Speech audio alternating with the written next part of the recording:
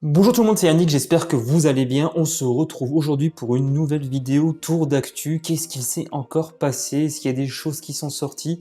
Je vais vous en parler. Bon, c'est déjà ma deuxième vidéo aujourd'hui. Il y a de ça maintenant quelques heures, j'ai sorti une vidéo où je présente en fait la nouvelle interface Google TV. Si vous l'avez loupé, je vous conseille de la voir, du moins bien sûr si ce sujet vous intéresse. On rentre directement dans le vif du sujet et on va parler de Poco qui vient tout juste de présenter son C3.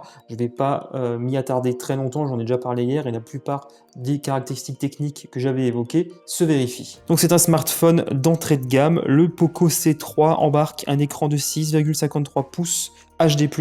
Il dispose également d'un appareil photo qui dispose d'un triple capteur dont le principal est de 13 mégapixels. Les deux autres sont de 2 mégapixels et servent à la macro ou à la profondeur de champ. Enfin, on y découvre également une batterie de 5000 mAh qui promet une autonomie relativement importante. Côté design, on découvre un écran LCD qui dispose d'une encoche goutte d'eau pour nicher le capteur à selfie qui lui capture des clichés de 5 mégapixels. Ce smartphone sera disponible avec 3 ou 4 Go de RAM et 32 ou 64 Go d'espace de stockage extensible à travers une micro SD. Chose rare, donc il faut le souligner, ce smartphone dispose d'un port jack 3.5. Malheureusement, ici, il n'est pas question d'USB-C. Retour vers le passé, ce smartphone embarque un port micro USB.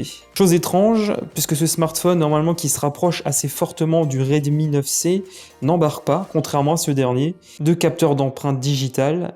Il n'y en a tout simplement pas sur le C3. Ce smartphone sera disponible pour l'instant uniquement en Inde à partir de 102 $. Il sera disponible en lime green, arctic blue et mate black. On ne sait pas quand ce smartphone sera disponible en France, s'il le sera un jour. Dans tous les cas, donc c'est une proposition d'entrée de gamme qui montre encore une fois la volonté donc de Poco de proposer des smartphones toujours plus accessibles avec un maximum de fonctionnalités, même si on peut grincer un petit peu des dents quant à l'absence du capteur d'empreinte. Maintenant, présent un petit peu partir du côté des rumeurs, des leaks au sujet de Samsung et notamment le futur Galaxy Z Fold 3 qui fait déjà parler de lui puisque ce serait a priori l'un des premiers smartphones chez Samsung à embarquer un capteur photo sous écran. On sait que cette spécificité va de plus en plus être démocratisée à travers tous les smartphones haut de gamme qui vont sortir l'année prochaine. Néanmoins, il semble que cette fonctionnalité soit absente du futur Galaxy S30 ou S21, on ne sait pas encore son nom, tout simplement parce que Samsung rencontre quelques petits soucis de production vis-à-vis de ces nouveaux capteurs photo et est donc obligé de sortir cette nouveauté un peu plus tard dans l'année et donc ce sera son futur smartphone pliable qui en bénéficiera. De son côté, le Galaxy Z Fold 3 ne sortira pas avant la deuxième partie de l'année 2021. En attendant, le ZTE Axon 20 5G reste pour l'instant le seul smartphone à bénéficier d'un capteur photo sous écran. Mais d'autres constructeurs sont également pressentis pour présenter très rapidement des smartphones avec capteur photo sous écran. On parle notamment de Xiaomi qui a déjà communiqué à ce sujet. En tout cas, c'est une nouveauté et particulièrement encore intrigante pour beaucoup de personnes, notamment parce que ça participe voilà, à des designs vraiment plein écran. Écran borderless, sans poinçon, sans encoche, sans caméra pop-up, il faut dire que la promesse est quand même assez audacieuse. Toutefois, est-ce que le résultat sera à la hauteur? On aura le temps de voir venir. On reste encore dans le milieu des rumeurs des smartphones qui vont sortir d'ici la fin du mois d'octobre. Il semble que OnePlus prépare un autre événement, c'est en tout cas ce qu'un leaker prétend. Il semble que deux nouveaux smartphones de la gamme OnePlus Nord seront présentés. Il y en a un qu'on connaissait déjà, le N10, qui normalement devait être réservé uniquement au marché américain. Ça sera peut-être pas le cas. Il y en a un autre, le N100, dont on ne sait rien pour l'instant, qui serait également présenté donc de smartphones de la gamme d'or, qui serait visiblement encore moins cher que celui qu'on a pu découvrir un peu plus tôt cette année.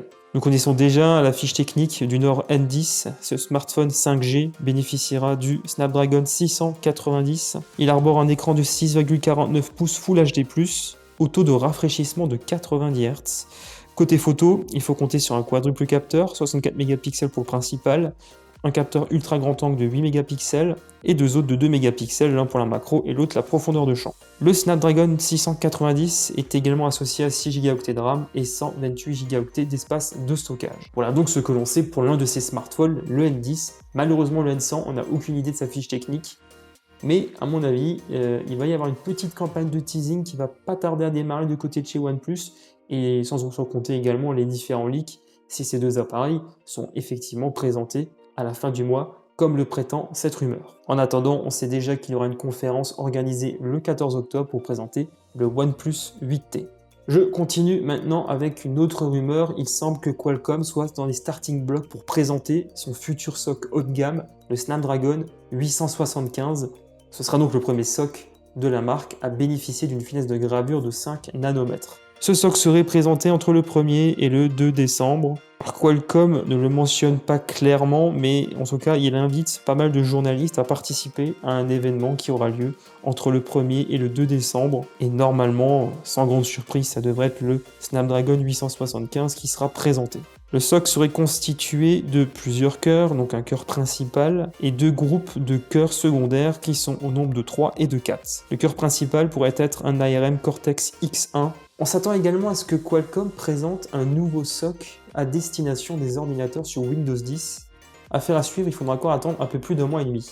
Il n'y a pas si longtemps, je vous avais parlé des Xiaomi Mi R2 Pro, qui sont donc des écouteurs Bluetooth True Wireless relativement haut de gamme, au vu des fonctionnalités qu'on attend de ces nouveaux écouteurs. Il y a maintenant une vidéo qui nous présente un petit peu le design et le fonctionnement du système de réduction de bruit qui sera intégré dans ces écouteurs. Déjà, la vidéo nous apprend qu'il ne sera pas nécessaire de passer par le smartphone pour activer le mode d'annulation du bruit. Parce que oui, il peut naturellement être annulé ou activé à souhait.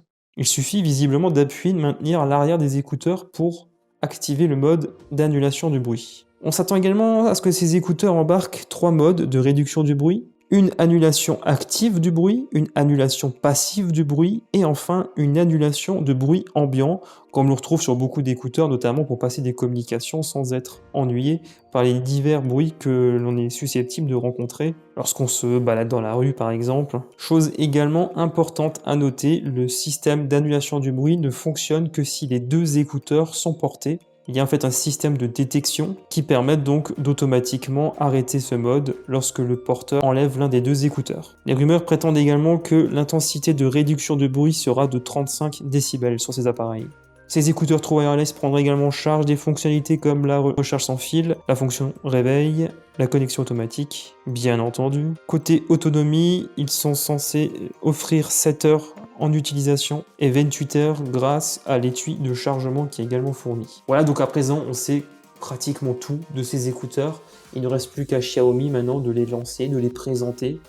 On s'attend en tout cas à ce que le tarif soit aux alentours d'une centaine de dollars, sans doute la même chose en euros, on ne sait pas pour l'instant. Voilà, on arrive à présent à la fin de cette vidéo, j'espère qu'elle vous a plu. Si c'est le cas, merci de lâcher un gros pouce en l'air pour me soutenir et abonnez-vous à ma chaîne YouTube si ce n'est pas encore fait en activant la petite cloche pour être prévenu de la publication de mes futures vidéos.